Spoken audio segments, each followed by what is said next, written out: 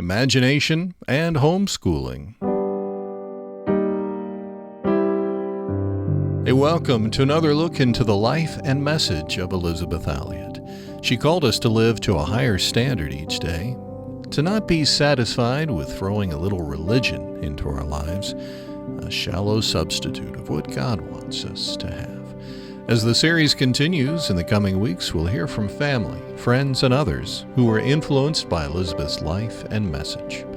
Today we wrap up a very short series that we began last week, Planning for Family Life. We have a special guest, Valerie Elliot Shepherd, Elisabeth's daughter. We'll be hearing from friend Jean Hamilton as she talks about Elisabeth's prayer for her daughter. And also Kathy Reeg, the president of the Elisabeth Elliot Foundation, talks about a special parenting book. That's later on. First, though, part 3 of Planning for Family Life. Are we dampening our kids' natural curiosity in our efforts to raise them well? As you think about letting children be children. Jesus said, "Come to me, all you who are tired and overburdened, and I will give you rest. Take my yoke upon you and learn from me, for I am gentle and humble in heart, and you will find rest for your souls." This is your friend, Elisabeth Elliot, talking with my daughter today, Valerie Shepherd.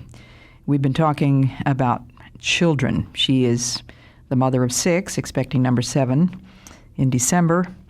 And I'd like for us to talk today a little bit about children and responsibilities. Val? I have a letter here that asks the question, should we let children be children? Because it seems to be the society's norm or the way of thinking of treating children in ways that actually rob them of the very best that childhood means. In other words, society is giving more and more entertainment to children that is adult planned, and that is spoiling children, I believe. This lady says, "I had always thought letting children be children to mean preserving their innocence, wonder, and enthusiasm. Yet today we begin when they're babies to dull that fresh eagerness with passive, adult-contrived entertainment.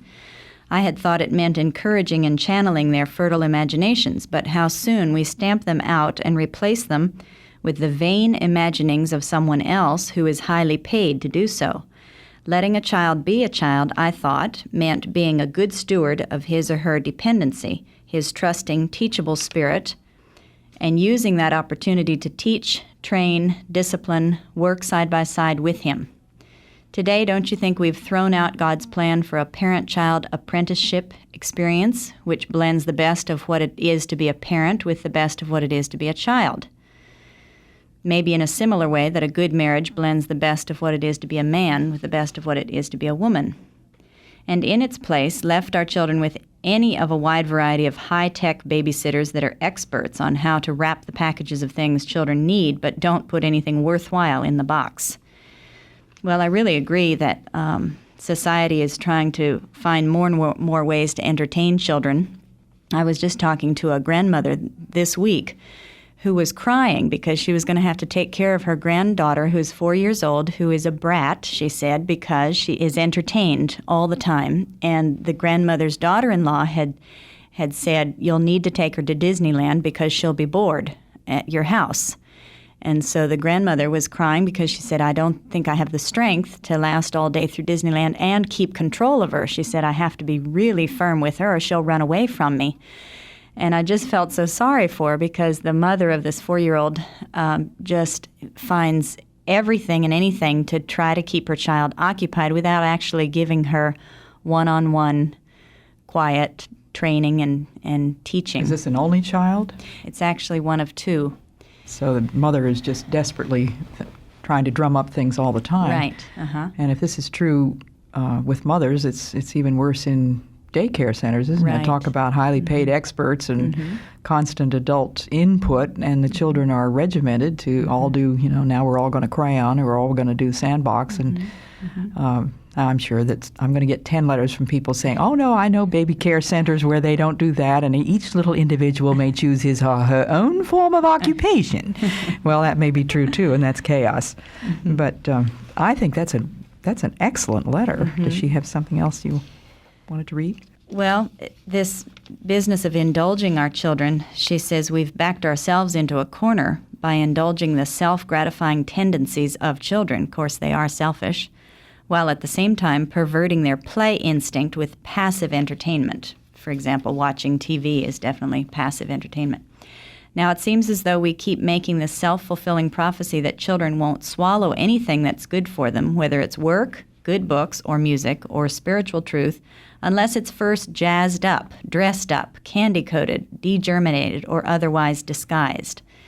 And my first thought is I think of stories from the Bible that are watered down and also made into, quote, relevant stories where the child is a modern-day child. Instead of telling the simple biblical story, just straight from the Bible, whether we read it or just tell the story just as it happened, I think children need to hear it as simply and as clearly as possible without the extra jazzing up and dressing up. Okay, so letting children be children, how do you do that, Val? Well, I don't entertain my children a lot, mainly because I don't have time to do it, but I really believe that children are more contented with fewer toys than they are with more toys. So over the years, almost every year, we've gotten rid of more and more things and seen that the younger children, the children under 5, play perfectly happily with very, very few things, with their imaginations is what they're playing with. And I also believe that children, no matter what age, as soon as a toddler is toddling about, can be taught to do one or two small responsibilities. And as they get older, they get to do more and more responsibilities. And so from the time a child is maybe 18 months old, 16 months old, they can start setting the table, they can start clearing the table, they can start putting things away from a dishwasher, they can empty wastebaskets. They can 16 or 18 months. I would think so, yeah. I'm sure that people are gasping, Val, just absolutely gasping. Back to this business of having simple toys, I think some of our listeners have no idea that you grew up with jungle Indians to the age of 8. Can you tell us what your toys were? I don't remember that I had more than a doll from the States, but I didn't even play with the doll that much. I played with sticks and making little huts with sticks and leaves, and I played with building a little fire and pretending like I was a mother and cooking over this little fire. I played in the river a lot. We often caught small fish with our hands and then cooked them in our little fires. We just had endless hours of imaginative play, but no toys. No toys at all, and the Indian children had no idea of toys. Tell your audience, Val, these people that are listening so kindly to us today, about that hour in the afternoon, speaking of children having to entertain themselves. Well, I really believe that there should be a quiet time for everybody after lunch. In fact, I read of a mother that still does this with her teenagers, and the daughter was thanking her mother for always having that quiet time because she loved to have special time every day to be able to read. And so if a child can't read yet, I believe they can have several books and they can just sit and look at them for an hour if they're not sleeping. I believe in trying to make children take a nap at least until the age of 3. My daughter, that's 2.5 now, some days takes naps and some days doesn't, but I still leave her alone for at least an hour and a half where she plays and talks to herself and sings, and she's usually in her crib. Sometimes she's on my bed, but she's on her own for a while. It also helps me, of course. Every mother wants to have quiet time. And I take a nap. I usually take a 10 to 20-minute nap, and then I do whatever other reading or whatever other thing that's in my room that I need to do. I don't usually go down and do laundry or cleaning during that time.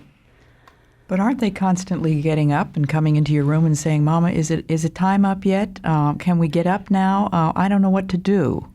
No, I start out with saying, "You must not leave your room until the timer rings." I often have a timer. Or I say, you must not leave your room until I come and tell you that quiet time's over with. And they obey, but they have to get spankings up until they understand that they're not allowed to leave their room. And if a mother said to you, well, my 2-year-old, he wouldn't stay there for 5 minutes. Well, I'd say you're probably not disciplining him strongly enough and being clear with what you expect. How do you get across one simple message like that to a, shall we say, 18-month-old? Well, I remember with mine just looking at them straight in the eye and saying, you must not get off the bed. If you get off the bed, Mommy will come spank you. Or you must not open the door. You must stay in here. If you come out, unless it's to go to the bathroom, and usually they're not potty trained at that time, if you come out, Mommy will have to spank. And they stay in. Of course, they've gotten spanked, and then they've had to stay in after that. They get spanked the first time they disobey? Yes. They get spanked the first time. Uh-huh. So they get the message that Mama is serious. And I mean what I say. I mean exactly what I say. And I have had young mothers ask me, how in the world can you make a 2-year-old obey? I've tried to say that I think the most important principle is letting the child know that you are dead serious. Mm-hmm. And if you've never been dead serious before and you've made a habit of yelling and raising your voice and repeating the command 25 times, then they say, well, isn't it too late? And then I say, no. I would say go home, or if you're already home in your kitchen listening to this radio program, you could say to Susie, I have just learned something, and we are going to do it differently from now on, and look Susie straight in the eye and say, from now on, when Mama speaks or when I speak to you, I expect you to obey me. And if you don't obey me, you will get a spanking. Does that make sense? Yes, I've had to do that, not so much with direct disobedience as with disrespect, when I've allowed disrespectfulness to come out of their mouths and I've ignored it or not even realized that it was disrespect. And I've had to go back to them and say, look, I've allowed some of this to go on without realizing it, and I want to ask your forgiveness. Thanks so much, Val, for being with us today. Gateway to Joy 48, Part 3 in a 4-part look at planning for family life with Valerie Elliot Shepherd. Well, I mentioned we'd hear from Jean Hamilton, a friend of Elisabeth, as she talks about Elisabeth praying for her daughter. I had lost my husband, and then less than 3 years later, my daughter had gotten killed in an accident with her basketball team in college. And my other daughter was in a mess. You know, she just was trying to cover up all her mess with anything she'd get her hands on. And I was visiting Elisabeth, and I remember at her breakfast nook where they ate, her praying for my daughter. Her name is Joni, and she prayed for her right there. And that was very impactful to me. I consider her a mentor from afar, you know, a Titus II mentor, from the things that she wrote, you know, Path Through Suffering and the book on loneliness. And we're very, you know, I just, you know, and she talked about suffering so much. So, and she suffered a lot. And so you could really relate. That was Jean Hamilton, a friend of Elisabeth. Later we'll hear from Kathy Reeg, the president of the Elisabeth Elliot Foundation, and a special parenting book. Stay tuned for that. Right now, a look at homeschooling as we wrap up this short series, Planning for Family Life. Hey, what was it that Walt and Valerie saw in one of their children that led them to be concerned about the school that he was attending? A look at homeschooling, Gateway to Joy 49. This is your friend, Elisabeth Elliot, talking again today with my daughter, Valerie Shepherd from California. We've been talking about children and specifically about the way Valerie is raising her, so far, 6 children. And today, Val, I'd love to hear about this homeschooling thing. Well, we started with reading the Moore books, Homegrown Kids and Homestyle Teaching. Then we visited a family that we didn't even know that were homeschooling, and they're the ones that convinced us it was the thing we ought to do too. We also started because Our oldest son had been in kindergarten and first grade, and we could see that he was withdrawing from us and depending more and more on his peers for happiness. And we didn't like that, so we took him out at the beginning of second grade, and we've been homeschooling for, I think, 6 years now.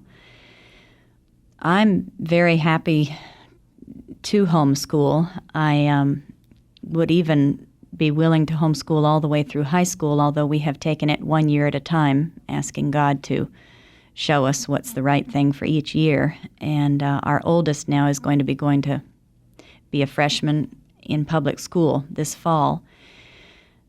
Although I would still prefer to homeschool him, I know my own limitations, and I know that I would probably not be able to give him as much attention as he might need in teaching certain subjects, and also because he has a certain goal in mind of where he wants to go. His father believes that he needs to be in a high school where he'll be able to participate in a lot of activities and sports.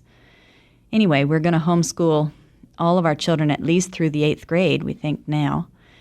And I really believe in the Moore philosophy of better late than early, not pushing too much academics on young minds whose eyes have not yet developed fully and who haven't developed their reasoning fully. Usually the reasoning develops between the ages of 8 and 12.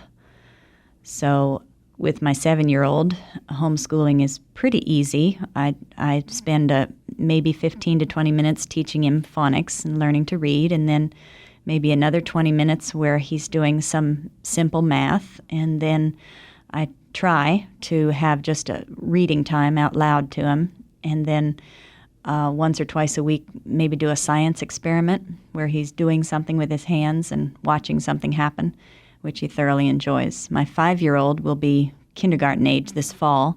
I don't plan to do a whole lot with her except the reading out loud and teaching the sounds of the letters and letting her cut and color like she enjoys doing.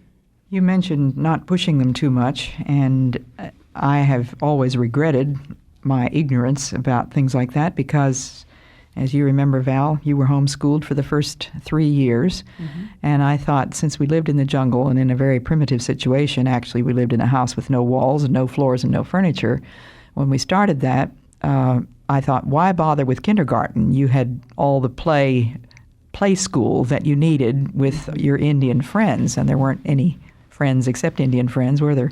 And there was the river there, and there were the forests and wonderful activities to keep you busy all day. So I thought, I'm not going to fool with kindergarten. We'll just start with first grade. Well, I started first grade when I was 5 years old. My birthday is in December, so I was 6 within a couple months, 3 months. Your birthday's not till February. Well, what I had no idea of then, and I think what really happened was that I ruined your eyes by teaching you to read at the age of 5. And we didn't know until you were in the 4th grade that you were badly nearsighted and will have to wear contacts for the rest of your life.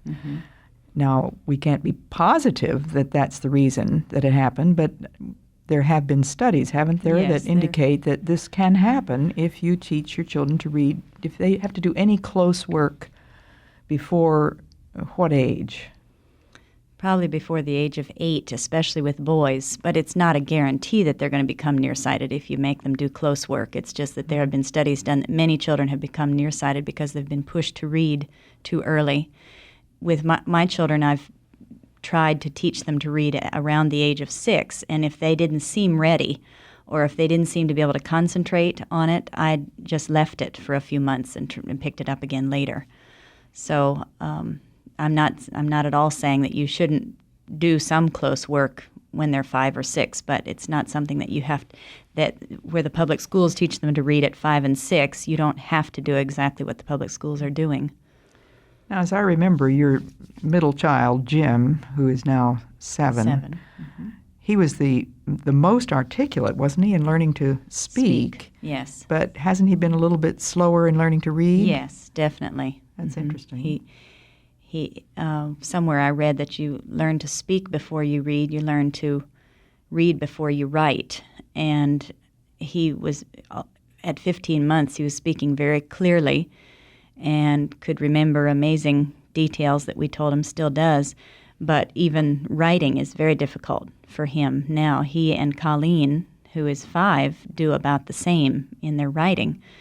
So I've not pushed writing at all. I've pushed reading a little bit to try to see if he could read, but he's certainly made great strides in the last year, and he's almost reading big words. So I just think taking it at a relaxed pace and trying to be, quote, sensitive to what they're understanding when you're looking at a page. Mm-hmm. And I remember reading in the Colfax book, Colfax, they wrote a book called Homeschooling for Excellence. Mm-hmm. This is a family that homeschooled 4 sons, all of whom went to Harvard. At least 3 of them went to Harvard. At least 3 of them. One of them did not learn to read until he was, 9 or 10? Mm-hmm. Because he wasn't interested. Right. I thought that was rather fascinating. And he got very interested in Indian archaeology. I think they were living in Oregon or Washington or something. Mm-hmm. And he wanted to go to the library to look up some things about Indian archaeology. And, of course, he couldn't read. So at that point, he was motivated so highly that he learned to read in a few months, didn't he? Mm-hmm. So I thought that was fascinating. Now, one of the questions that people are always asking me about your homeschooling is, are the schools in California that bad? No, actually, we live right across the street from one of the top 20 elementary schools in the nation, according to secular standards. It's supposed to be a very good elementary school, and we live a quarter of a mile away from one of the top 20 high schools in the nation, public high schools. So my son is going to that one, but I have no desire to put my children in the elementary schools, mainly because I think homeschooling is a wonderful way to be close to your children and teach them the values that you want them to have as solid foundation in their lives. Because in the schools, especially in the California schools, they are teaching a lot of really unnecessary and really bad stuff. For example, the occult and learning about sex education and all the kind of stuff that just is not necessary when you want to build in a solid foundation of Christian character and reading well and writing well and doing math well. I've always concentrated on the 3 R's as the most important thing that they learn through the elementary school. I think it's very important that people realize that your primary reason for doing it is not because the schools are so terrible, right, but because it is very important that children not be separated from their parents before the age of, At least 8 or 9. 8 or 9 years old, because they're much more likely to absorb the values of their peers and to reject the values of their parents. And to me, that ought to be a sufficient reason. Now, we've got about 2 minutes left. Can you tell us just a little bit about your daily schedule with homeschooling? What will it be, 4 children this coming? Yes, it'll be 4. 4 children. We've always done school from about 9 to 12, 5 days a week. And we've always had Bible reading after breakfast, and then chores, and then start schoolwork. And there have been times when I've had a nursing baby when I couldn't get them all started doing schoolwork at the same time, so they were just responsible to go look at the lesson manual and find out what they were supposed to do first, and started on their own. Then I'm free to concentrate on homeschooling for those at least 2.5 to 3 hours. And my children have done a lot of work on their own. I've really believed in trying to set aside a time daily to read out loud. That's been a struggle, but I really believe in it. I think it's so important for children to sit and listen and have their mother's full attention in reading something to them. Can you read something to all 4 of them that keeps their attention? Well, this year will be different because I've got the 5-year-old and I don't have the 14-year-old. I probably will be able to find something. Usually a history lesson is what I would read out loud to them during school time. When I've visited in your home, Val, which I certainly love to do, I'm always amazed that the children seem to have learned to concentrate with many things going on, because the phone doesn't stop ringing in a pastor's home. The doorbell might ring, the dog barks, the baby cries. somebody can't do his lesson or he doesn't know where the crayons are, and they're just endless interruptions and distractions. And I thought, how are these children going to learn anything? And yet the proof of the pudding is there. It really has been a real eye-opener to me. I had a lot of misgivings about homeschooling, not only because of wondering whether or not the children would be properly educated, but also primarily thinking of poor Val and how's she going to bear all these burdens. Okay. But you seem to be doing what appears to me to be an excellent job. Thanks, Val. Well, that wraps up our very short series on planning for family life with Valerie Elliott Shepard, Elisabeth's daughter and special guest, and the topic homeschooling. Well, as I mentioned, we're going to hear from Kathy Reeg. She's the president of the Elisabeth Elliot Foundation, the umbrella organization to try to gather Elisabeth's writings and other works, and then to help distribute it to folks like you. Kathy has some thoughts about a parenting book. She and I wrote a couple of times. There was at one point that I was a little perplexed about being a parent and peer pressure of parenting and praying about it and feeling a little lonely in my views as a Christian mother. One day, out of the blue, the book, The Shaping of a Christian Family, came. And I did not order it. I have no idea where it came from, but it was the sweetest thing. It just arrived, and I read it, and it just assured me once again that I was doing what God had called me to do as a mother, and not to be perplexed and not to be so influenced by the world of motherhood that was trying to draw me. Kathy Reeg, president of the Elisabeth Elliot Foundation. Well, our time together is just about at an end, but I do have time to thank you for letting us come into your home, your office, wherever you are today, maybe out getting some exercise. Thanks for letting us be a part of that. And on behalf of the Elisabeth Elliot Foundation, in cooperation with the Bible Broadcasting Network, let me invite you to check out all the many resources, lectures, talks, devotionals, videos, Gateway to Joy programs, and more at ElisabethElliot.org. ElisabethElliot.org is the place to go. And when you go to listen to this program, be sure to, at some point, leave us a review. Maybe that will encourage somebody else to tune in as well. Thank you. Well, until next time, may God remind you daily you're loved with an everlasting love, and underneath are the everlasting arms